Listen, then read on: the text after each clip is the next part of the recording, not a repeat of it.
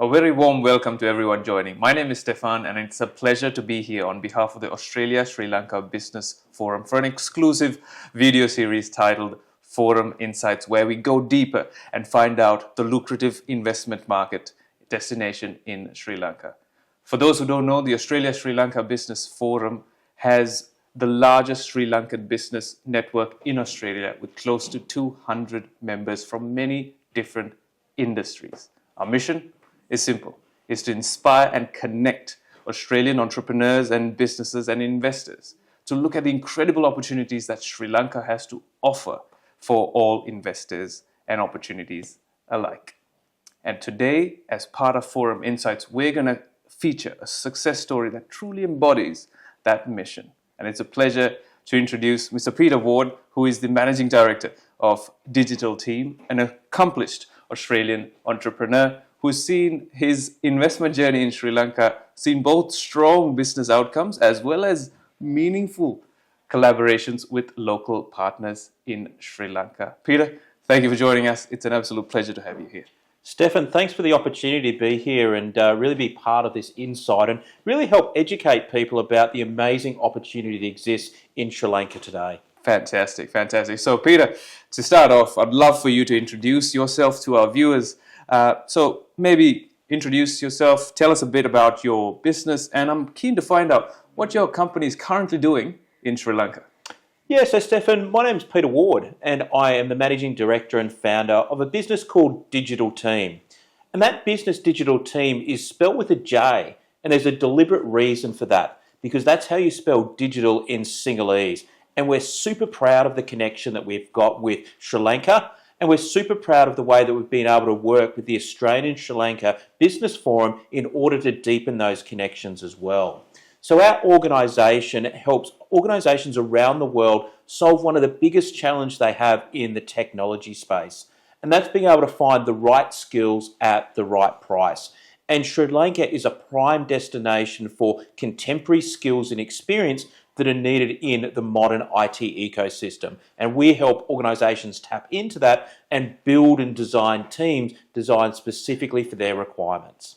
So Peter, if you could kindly elaborate on your company Digital Team, what's the scale at which it is operating in Sri Lanka? Yeah, so Digital Team's been operating in Sri Lanka for just over 2 years now. We've grown from one person on the ground 2 years ago to over 280 people across the island. We are a remote first workplace. We believe that work can be done anywhere. And we've got team members in the north at Jaffna, down to the south in Weligama, across to the east. But what we have built is we've actually built 2 hubs. So our first hub is in the World Trade Center, which is smack bang in the middle of the economic zone in Colombo there. The World Trade Center is amazing real estate facilities there, equivalent to anything that you'd see anywhere in the world there. So beautiful location overlooking the Indian Ocean and access to incredible facilities right there. And then we have our other office, which is in Kandy. So Kandy is the second biggest city in Sri Lanka. It's located roughly 3 hours away. And we have about 15% of our workforce that is in that central province region, which is why we've made the investment in that particular region there. And one of the things we love about Kandy is the constant growth, but also this hub that exists there from a university and education perspective, especially in software development skills and the ability to tap into that region that has that plethora of talent and experience that we need to be able to deliver those high-end services to our customers. Excellent. So with Sri Lanka, I'm really keen to find out what attracted you to Sri Lanka as an investment destination first, and what are some of the factors that really convinced you to make that the right investment? Look, I think there's many different geographies around the world to choose, especially when you start to think about IT offshoring. There's the usual suspects such as India and Vietnam and the Philippines, but when you start to scratch the surface, they don't always hold weight about what they promise. And I think when you're looking for offshoring, you're really looking for 3 things that you're looking to try and deliver with. The first of those, and the reason that drives often an offshore conversation, is around cost. our experience is that in order to be able to access the contemporary skills and experience you need from a technology perspective, Sri Lanka is the lowest cost region for that. But you don't just want low cost without high quality. And I think that's one of the amazing things that we've seen in Sri Lanka is the investments in the education system. And those investments in the education system have produced amazing high caliber skills and experience. And that's one of the things you want when from a technology perspective is be able to have those modern skills that are able to then drop straight in and deliver value from day one.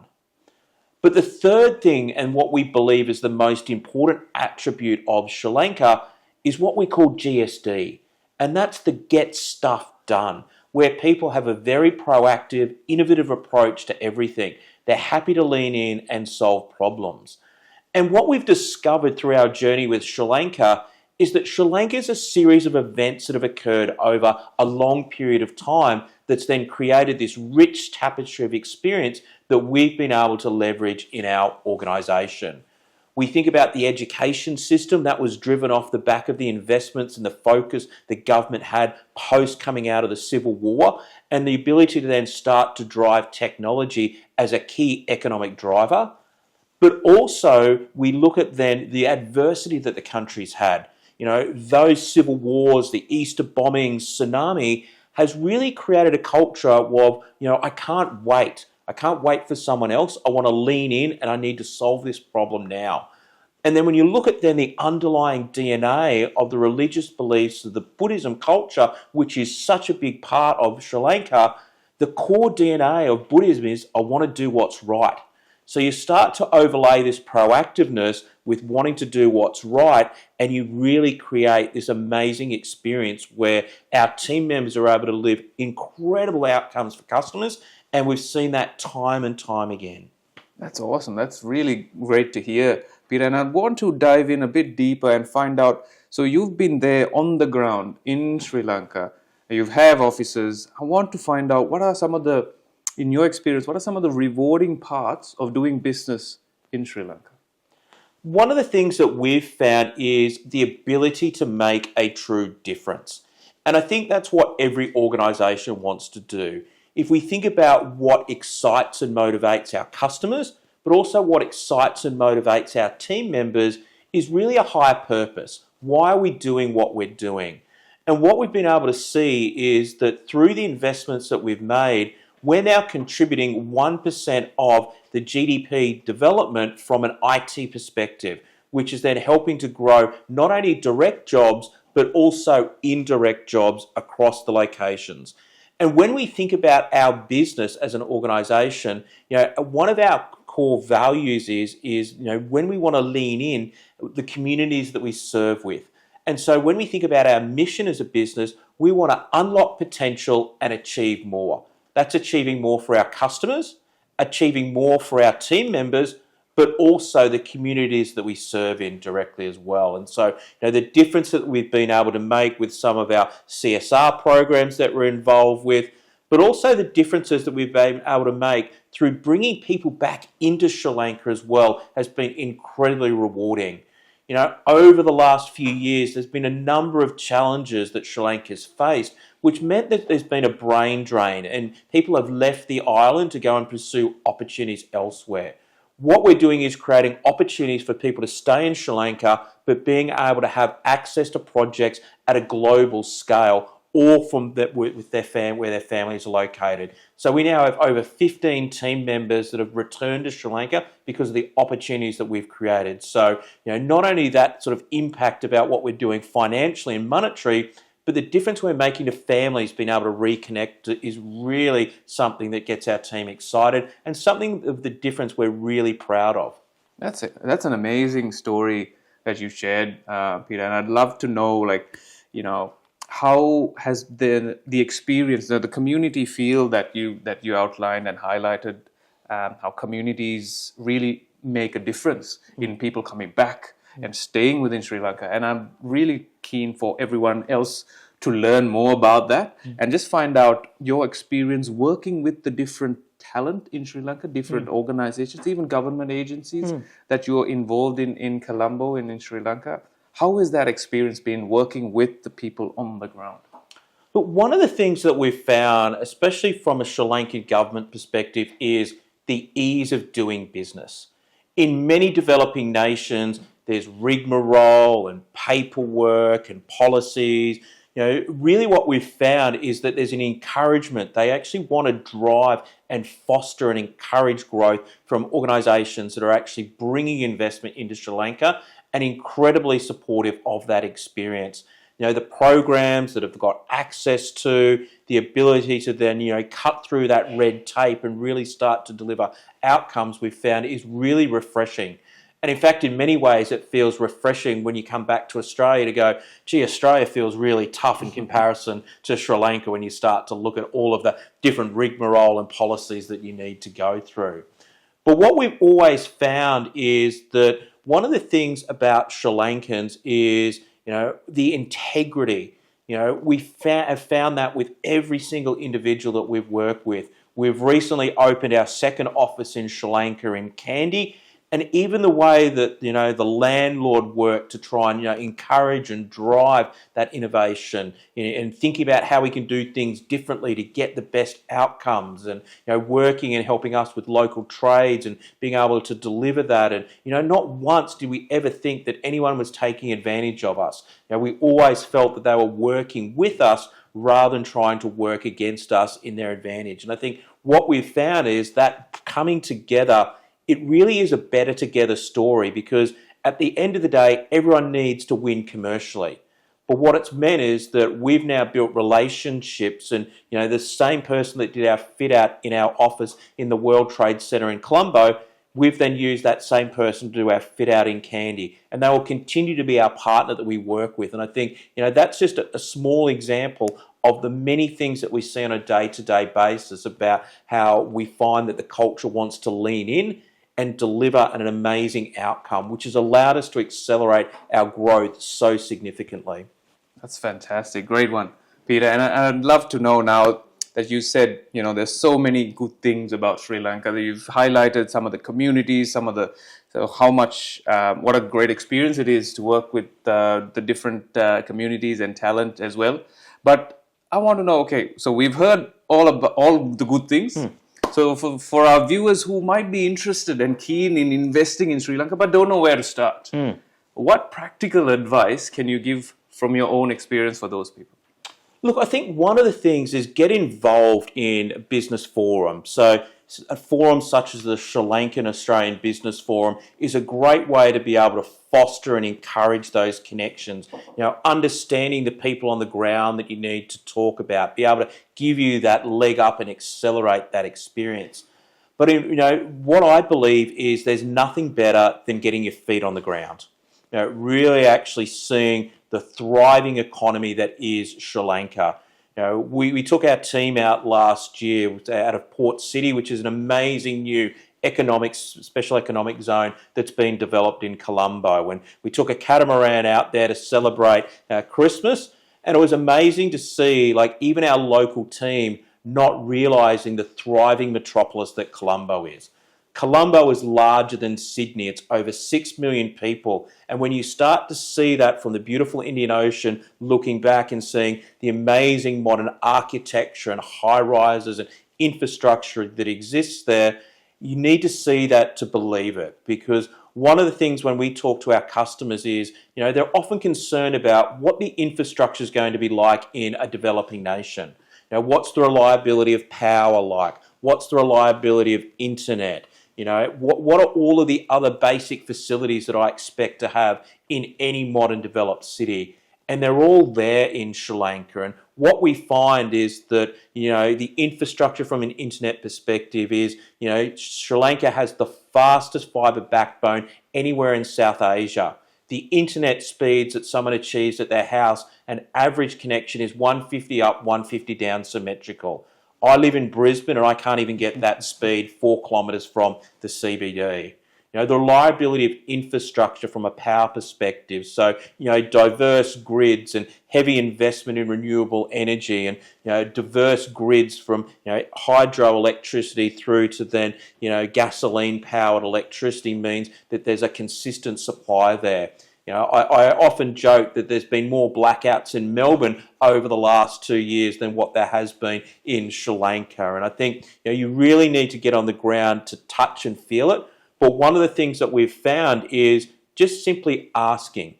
If there's something you need, everyone is willing to then help you and go out of their way for that. Whether that's the concierge in the hotel that will actually, rather than just tell you a direction, they will take you right there to it and organise that, through to then the work with government organisations and banking infrastructure that make it really super easy to be able to do that. So look, for us, the hardest thing is always leaving. And that's probably the baddest thing, is because not only do we enjoy working there and investing in Sri Lanka, we enjoy taking our family there.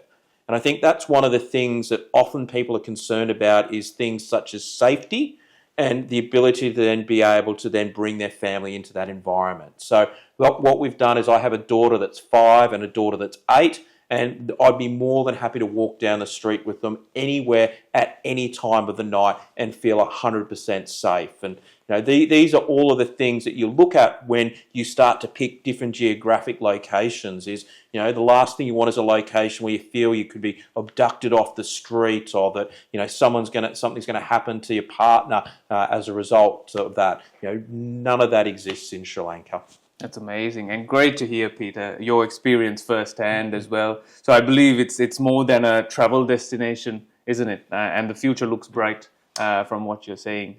So speaking of future, I'd love to hear about how you think Sri Lanka is positioned in Southeast Asia, South Asia, and in the world as a lucrative investment destination, especially with the government's current strengthening of the digital infrastructure and just making environments more friendly for investment for Australian investors as well as other global businesses. So love to hear your thoughts about how Sri Lanka is positioned long term.